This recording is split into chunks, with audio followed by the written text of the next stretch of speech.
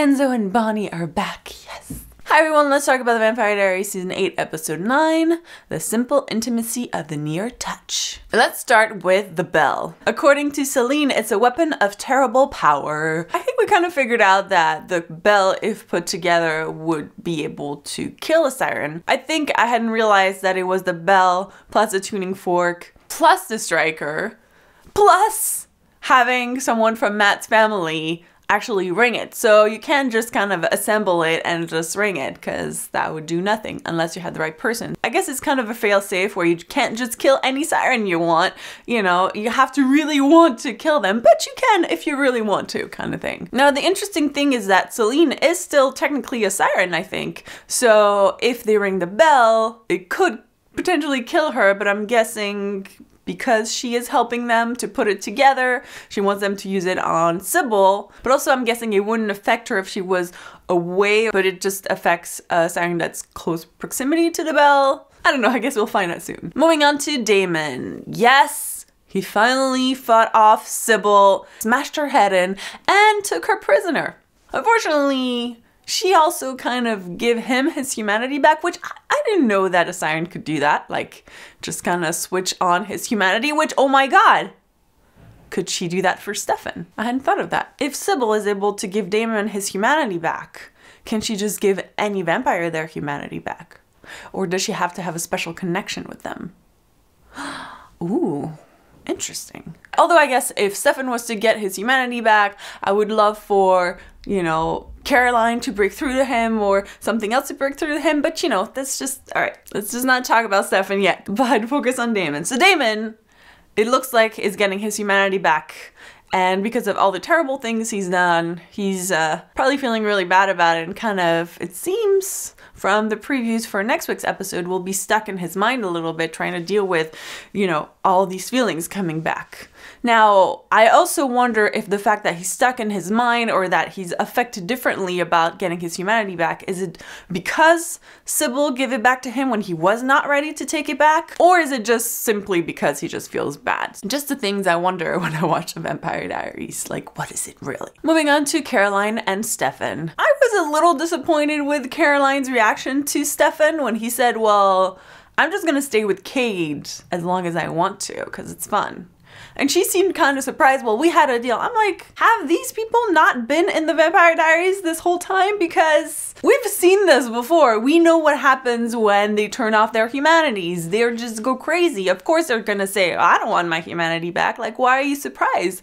Of course he's gonna say he wants to stay with Cade.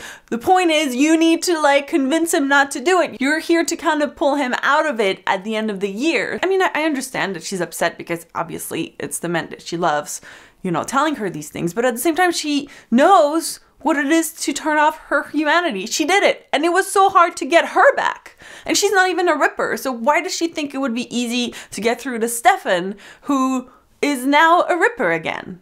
Like, it's always hard to get them back. I was just kind of like, Caroline, of course he's gonna say these things. You were always gonna have to fight to get him back. He wasn't gonna come back willingly.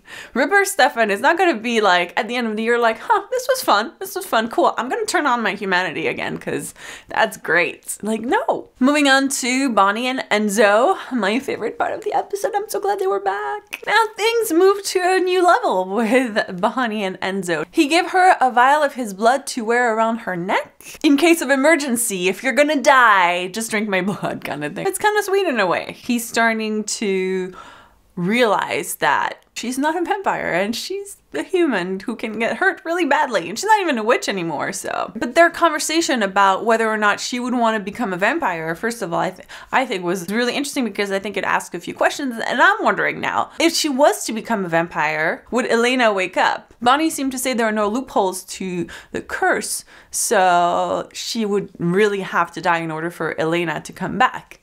But technically, if she becomes a vampire, doesn't she die and then come back? So does she have to die, or can she die and then come back? And I think even she admitted that she's not sure what would happen if she became a vampire. Like, and I think she's not willing to take the risk. I still still kind of am like, oh, but maybe it's worth a try, you know, maybe you should try. I also like that Bonnie really did consider the fact that she might want to become a vampire. Like if she wasn't connected to Elena, that might have been an option for her, especially to stay with Enzo. But now twist, because Enzo seems like he doesn't know what he would do without Bonnie. There's a new option that opened to them when Bonnie brought up the fact that he could take the cure, which by the way, I completely forgot.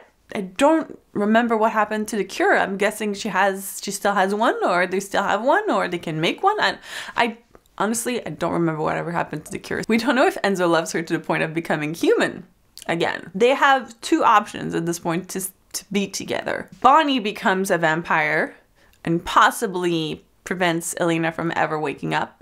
Or Enzo becomes human, but then he will grow old and eventually die. Interesting. I can't wait to see like what they decide and what they do. I mean, this is kind of a fun couple, fun things happening.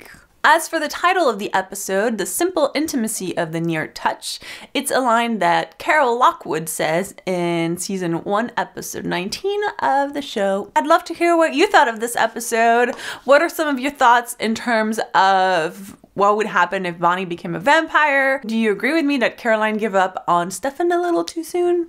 Let me know in the comments. So we're officially more than halfway through this final season, which is crazy. Honestly, I have no idea where we're going or how this is gonna end. I don't even know how I want this to end. I don't know. I'm still hoping for that Elena comeback, at least even just for like a second. And at this point, I'm just hoping that she is coming back and they're just keeping it a secret, because that would be awesome.